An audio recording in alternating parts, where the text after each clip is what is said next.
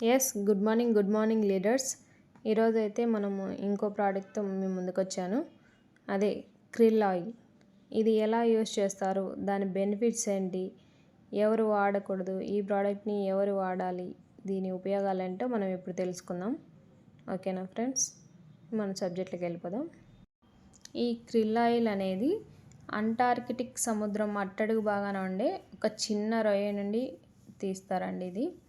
ఇందులో ఉండే ఇంగ్రీడియంట్స్ ఏంటంటే ఒమేగా 3 పుష్కలంగా ఉంటాయి, EPA eicosapentaenoic acid, DHA docosahexaenoic acid, phospholipids ఇది మన బాడీలో సహజంగా తయారయ్యే యాంటీ ఆక్సిడెంట్స్, అస్టజాంతిన్ ఉంటాయి. ఓకేనా, ఈ క్రిల్ ఆయిల్ బెనిఫిట్స్ ఏంటో మనం ఇప్పుడు చూసుకుందాం. హార్ట్ హెల్త్కి బాగా పనిచేస్తుంది, బ్రెయిన్ ఫంక్షన్స్కి, మెమొరీ పవరు మరియు జాయింట్స్ పెయిన్స్కి కూడా బాగా ఉపయోగపడుతుంది. ఓకేనా, కంటి చూపుని కూడా మెరుగుపరుస్తుంది, ఫ్యాటీ లివర్ని తగ్గిస్తుంది, ఎల్డిఎల్ బ్యాడ్ కొలెస్ట్రాల్ని తగ్గించి హెచ్డిఎల్ గుడ్ కొలెస్ట్రాల్ని ప్రొడ్యూస్ చేస్తుంది. ఓకేనా,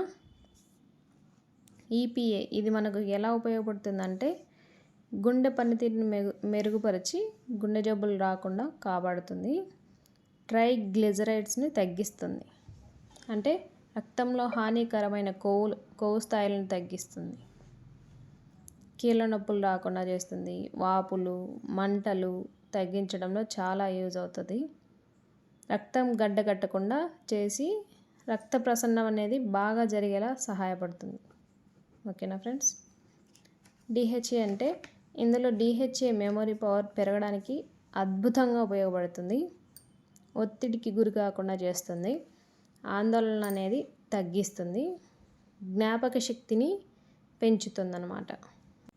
అస్టజంతిన్ ఇది జాయింట్స్లో ఉండే సైనోవియల్ ద్రవం ఇంక్రీజ్ చేస్తుంది, జాయింట్ అనేది స్టిఫ్గా ఉండడానికి అలాగే ఫ్రీగా మూవ్ అవ్వడానికి కూడా సపోర్ట్ చేస్తుంది.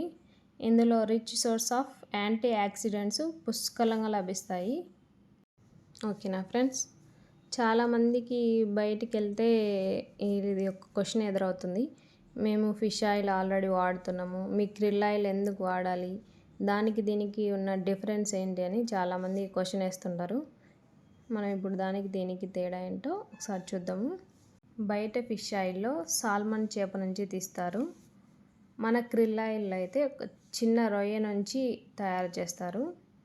సాల్మన్ ఫిష్లో ఉండే ఒమేగా 3 ట్రైగ్లిజరైడ్ రూపంలో ఉంటుంది, ఇది బాడీలోకి అబ్జర్వ్ అవ్వడానికి కొంచెం టైం తీసుకుంటుంది.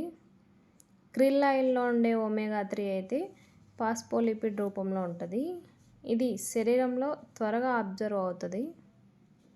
బయట ఫిష్ ఆయిల్లో వేసుకున్న తర్వాత చేపల వాసన వచ్చే ఛాన్స్ అనేది ఉంటుంది, మన క్రిల్ ఆయిల్ అయితే ఎలాంటి వాసన అనేది ఉండదు. సాల్మన్ ఫిష్లో ఉండే ఒమేగా 3లో యాంటీ ఆక్సిడెంట్స్ ఉండవు, క్రిల్ ఆయిల్ అయితే అస్టజంతిన్ అనే యాంటీ ఆక్సిడెంట్స్ పుష్కలంగా ఉంటాయి. ఓకేనా, ఈ క్రిల్ ఆయిల్ అనేది మనం భోజనంతో పాటు తీసుకోవాలి, అంటే మనం భోజనం తినేటప్పుడు ఒక 4-5 ముద్దలు తినేసి ఈ ట్యాబ్లెట్ వేసుకొని ఇంకా మిగతాది తినాలి. ఓకేనా, ఇది ఎవరెవరు వాడకూడదంటే సీ ఫుడ్ అలర్జీ ఉన్నవాళ్ళు ఇవి వాడకూడదు, అంటే చేపలు, రొయ్యలు, పీతలు అలా పడని వాళ్ళు, ఎలర్జీస్ వస్తాయి కదా అలాంటి వాళ్ళు ఈ సప్లిమెంట్ అనేది వాడకూడదు. బ్లడ్ పల్చగా అవ్వడానికి ట్యాబ్లెట్స్ వాడుతుంటారు కదా, ఆస్పిరిన్స్ అలాంటి ట్యాబ్లెట్స్ వాడేవాళ్ళు కూడా ఇది ఇవ్వకూడదు. ప్రెగ్నెంట్ లేడీస్, ఫీడింగ్ ఇచ్చే వాళ్ళకు కూడా ఇది అవాయిడ్ చేయడం బెటర్.